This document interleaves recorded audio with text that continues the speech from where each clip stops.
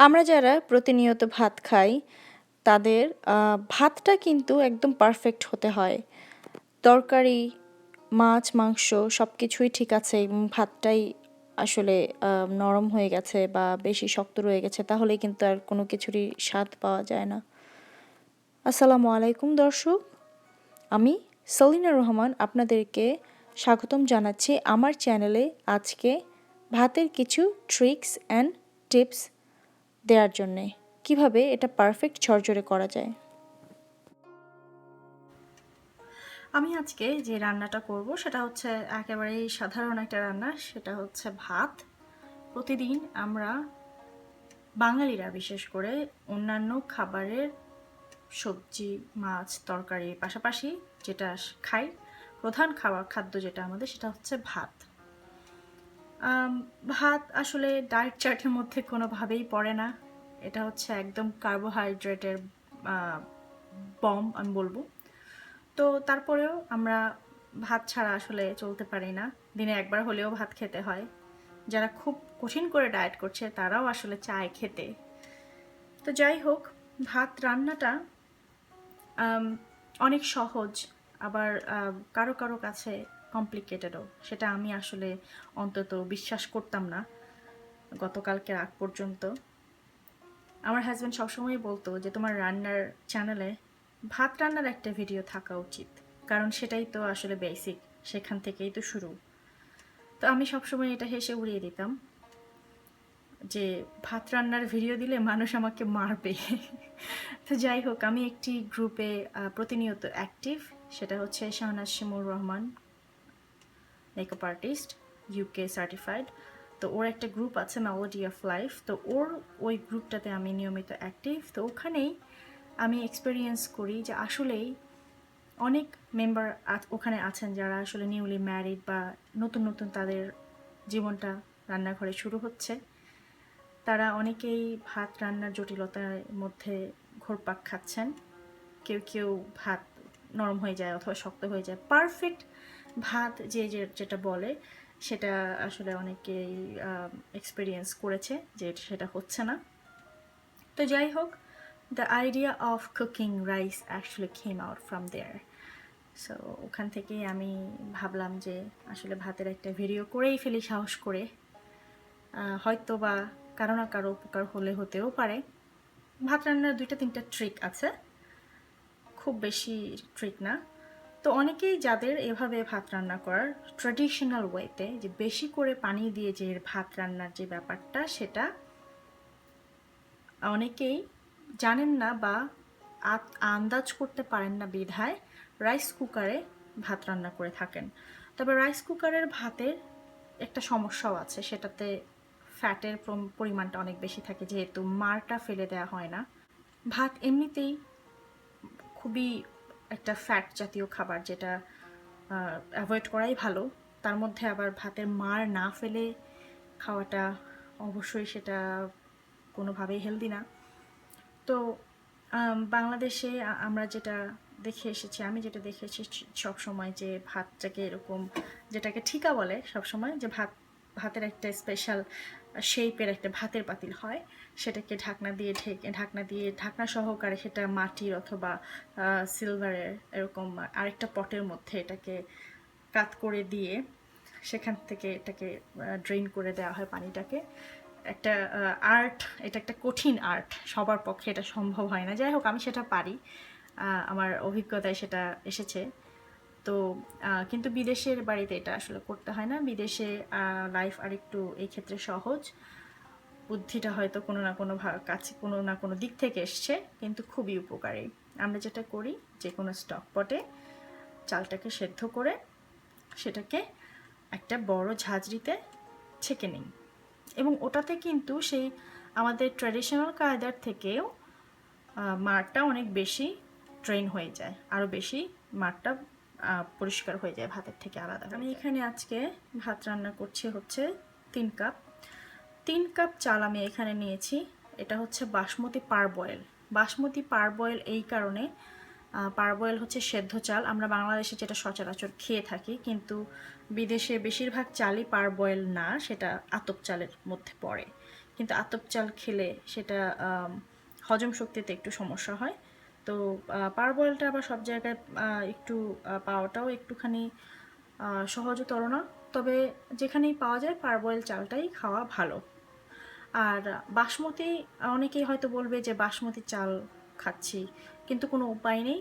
আমি আমেরিকাতে থাকি এবং যেই শহরে থাকি, যেখানেই থাকি, এখানে আসলে বাংলাদেশের সেই ট্র্যাডিশনাল মোটা চালের ভাত পাওয়া যায় না।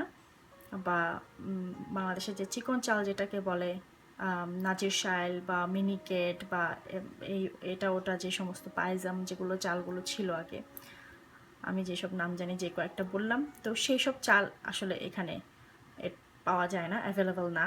এখানে যেটা পাওয়া যায় সেটা হচ্ছে হয় বাসমতি অথবা আমেরিকাতেই গ্রোন কিছু চাল আছে, সেটা আবার অনেক মোটা, বাংলাদেশের ইরি চালের থেকেও বেশি, সেটা আবার খাওয়া যায় না। তো যাই হোক, তো আমি এত কিছুর এক্সপ্লেনেশন এই জন্যই দিলাম, কারো যদি কোনো প্রশ্ন থাকে যে বাসমতি চাল কেন, ওয়াই বাসমতি, সেজন্যে যে এটা ছাড়া আর কোনো উপায় নেই। আমি চাল নিয়েছি 3 কাপ। এটা একটা স্টক পটের মতো, অনেকখানি ডিপ, খাড়া, এবং এরকম পট খুবই আদর্শ ভাত রান্না করার ক্ষেত্রে। তো যার যত বেশি চাল প্রতিদিন লাগে বা ফ্যামিলি মেম্বার যত, সেই অনুযায়ী নেবে। 1 কাপ চাল সাধারণত একজন অ্যাডাল্টের জন্য যথেষ্ট। হ্যাঁ, এখন কারো যদি বাচ্চারা ভাত খায় আর ছোট 2টা বাচ্চা থাকে, হাজব্যান্ড ওয়াইফ 2 জন, তাহলে 3 কাপ হলেই যথেষ্ট। কিন্তু এটা হচ্ছে আমি নর্মালটা বলছি। এখন কেউ হয়তো ডায়েট করে অনেক বেশি কম ভাত খায়, তাদের 2 জনের জন্য 1 কাপই যথেষ্ট। আবার কেউ একটু ভাতটা বেশি পছন্দ করে, তাদের জন্য আর একটু বেশি, বাট আমি ইন জেনারেল হিসাবটা বললাম। তো এখানে চাল আসলে যতই ধুয়ে নেওয়া হোক, আমি এটাকে খুব ভালো করে কচলে ধুয়ে নিয়েছি, এবং সবার খুব ভালো করে এটাকে কচলে ধুয়ে নেওয়াই উচিত। কারণ হচ্ছে চালের মধ্যে বালু থাকে, ধুলাবালি থাকে অনেক। তো যতই ধুয়ে নেওয়া হোক, তারপরেও এটার থেকে ফেনা উপরে উঠবেই, কারণ এর মধ্যে অনেক এটার থেকে অনেক স্টার্চ বের হয়, যেটা মার, যেটা সেজন্য এই ফেনাটা হয়। তো আমি এখানে 3 কাপ চালের মধ্যে, আমি কখনো মেপে দেই না পানি, কিন্তু আপনাদের বোঝার সুবিধার্থে আমি আজকে পানি মেপে দিয়েছি। আমি সাধারণত এখানে 3 কাপ চাল, এই হাঁড়িটাতে আসলে 3.5 কাপের বেশি ধরে না। তো আমি ধরে না মানে এর থেকে 3.5 কাপের বেশি ভাত দিলে এটাতে ভাতটা নষ্ট হয়ে যাবে। তো এটা কিন্তু একটা জানার ব্যাপার। তো যেই হাঁড়িটাতে মোটামুটি 20 কাপ পানি ধরবে, তো বুঝতে হবে সেই হাঁড়িতে 3 কাপ চাল মাত্র রান্না করা যাবে ভাতের জন্য, আমরা যেই স্টাইলে রান্না করি। আমার এখানে চাল আছে 3 কাপ, পানি আছে প্রায় 14 কাপ। তো 14 কাপ আর 3 কাপ সেটা মিলে প্রায় 17 কাপ হলো। তো আপনারা দেখতে পাচ্ছেন এখানে পানির পরিমাণ অনেক, কারণ এর মধ্যেই ভাতটাকে হতে হবে এবং পানিটাকে আমি ঢেলে ফেলে দেব।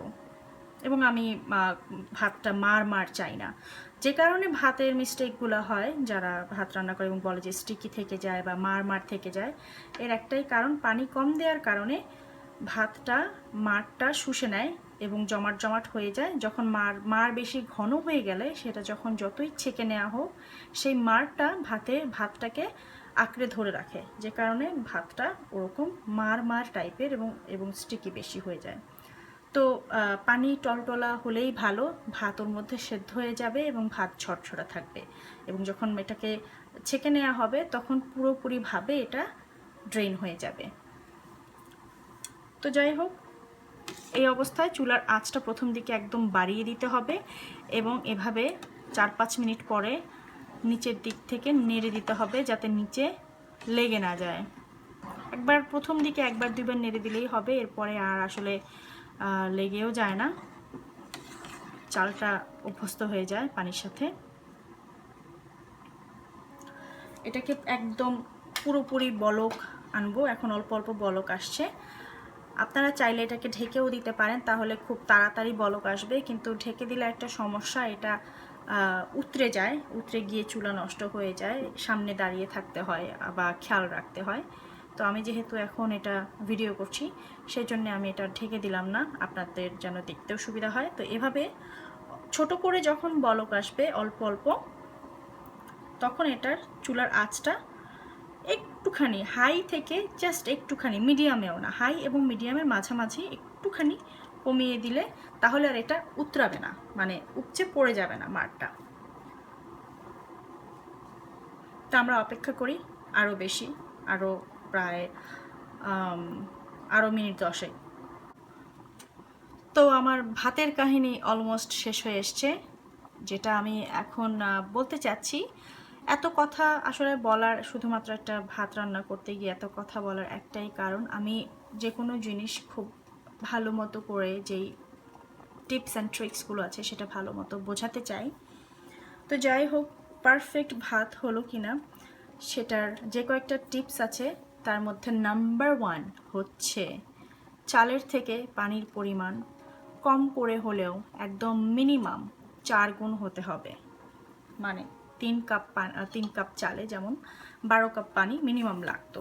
তো আমি সবসময়ই এখানে 3 কাপ চাল দিলে এতটুকু পানি নেই, আজকে আমি মেপে নিয়েছি, সেটা প্রায় 13.5 কাপ, 14 কাপের মতো হয়েছে। তো 12 কাপ মিনিমাম বা যে কোনো চাল দিলে। তো এখন কেউ যদি প্রশ্ন করে, আমি তাদের জন্য বলছি 6 কাপ চাল হলে কিন্তু 24 কাপ পানি, তো সেটার আবার হাঁড়িটাও অবশ্যই বড় হয়ে যাবে। তো যাই হোক, এরকম 4 গুণ বেশি পানি দিতে হবে চালের থেকে। এবং দ্বিতীয় কথা হচ্ছে, যখন ভাতটা হয়ে যাবে, নাম্বার 2, ভাত হয়ে গেলেও মাড়টা আপনারা দেখতে পাচ্ছেন সেরকম এই যে পরিষ্কারই রয়ে গেছে, এর মানে হচ্ছে ভাতের মধ্যে মাড় থেকে যাবার কোনোই সম্ভাবনা নেই।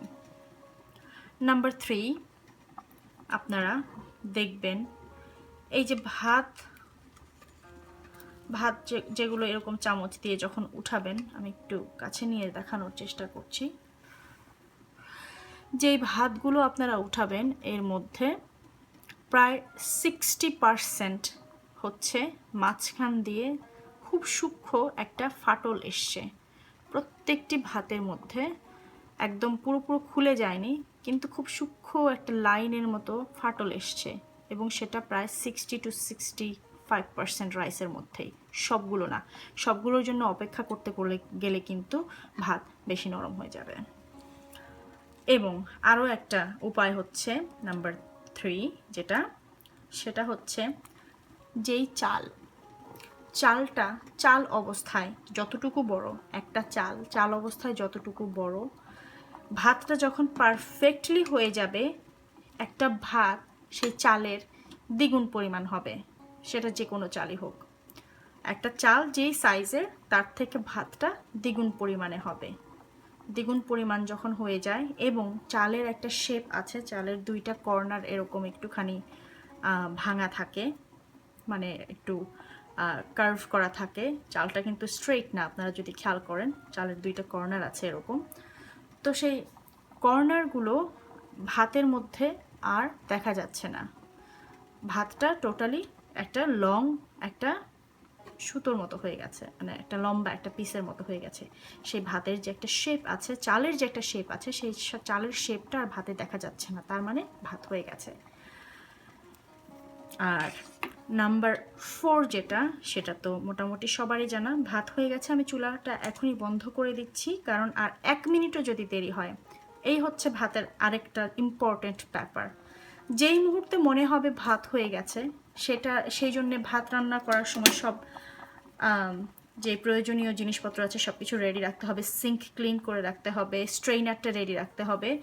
আদারওয়াইজ 1 মিনিটও যদি দেরি হয়ে যায়, ভাতের চেহারাই পুরো পাল্টে যাবে। আমার ভাত হয়ে গেছে, আমি এখন ওইদিকে চলে যাব। নাম্বার 4 যেটা বলছিলাম, ভাতটাকে ভেঙে দেখা। তো আমি দেখাচ্ছি, এই যে ভাত, তো এই যে একটা ভাত নেওয়ার পরে দেখতে পাচ্ছেন ভাতের মধ্যে আর সেই চালের শেপটা নেই। ভাত নেওয়ার পরে এই যে এটাকে এভাবে টিপ দিলে পরে এই যে সাদা, ভিতরে আর কোনো সাদা নেই, পুরোটাই মিশে যাচ্ছে, ভিতরে কোনো সাদা কোনো কিছু নেই, তার মানে ভাত হয়ে গেছে। আমি এখন এটাকে ড্রেন করে দেই।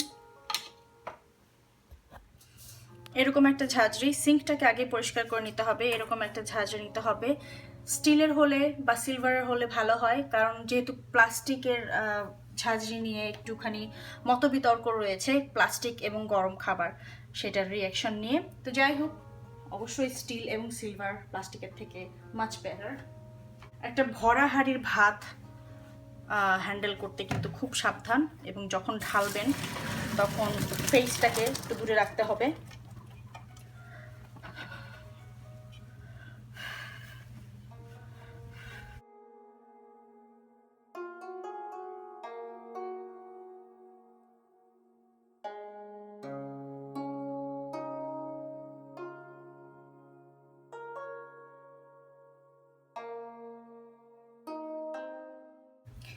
এখন কেউ যদি একদম ঝরঝরা ভাত খায়, এখন এর মধ্যেও আবার প্রকার ভেদ আছে, যে অনেকে আবার একদম ঝরঝরা মানে মানে একদম শক্ত ঝরঝরা খায়, মানে একদম শক্ত শক্ত থাকতে হবে, ভাত হয়ে গেছে কিন্তু একদম ঝরঝরা থাকতে হবে, শক্ত থাকতে হবে। তাহলে আর এরপরে আর কোনো কিছু করার দরকার নেই, এটা এভাবেই থাকবে আরও 5 থেকে 10 মিনিট। পুরোপুরি ড্রেন হয়ে যাওয়ার পরে এটাকে আমরা এই সেম ভাতের হাঁড়িতে অথবা বক্সে তুলে নিব, অথবা সার্ভিং বলে। আর যদি কেউ এই ভাতটাই ঝরঝরে কিন্তু একটু সফট খেতে চায়, তাহলে কি করবেন? এই যে এখন আমি ঢাললাম, যেমন আমি এরকম খাই, ভাত ঝরঝরেই থাকবে কিন্তু একটু সফটনেস থাকবে ভাতের মধ্যে, তখন আমি এভাবেই একটু এটাকে ক্লিন করে নিচ্ছি।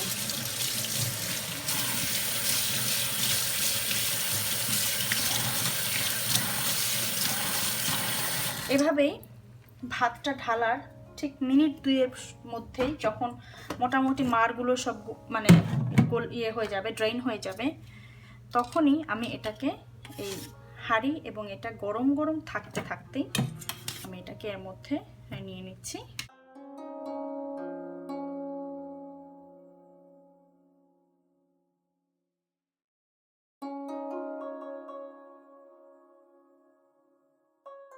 এখন আমি যেটা করব, ঢাকনা দিয়ে এটাকে ঢেকে দিব, এবং যে চুলাটাতে আমি এটা রান্না করলাম সেই চুলাটা এখনো গরম আছে। চুলাটা বন্ধ করে দিয়েছি কিন্তু চুলার একটা তাপটা এখনো রয়েছে, ওটার মধ্যেই আমি এই ঢাকনা দেওয়া অবস্থায় এটাকে রেখে দিব। তো এই হচ্ছে আমার ভাতের ফাইনাল লুক।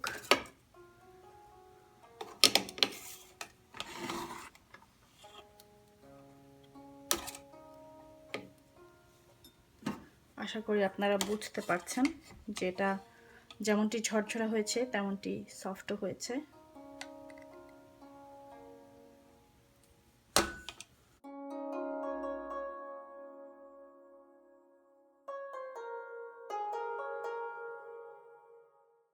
তো এই ছিল আমার ভাত নিয়ে করা রান্নার ভিডিও।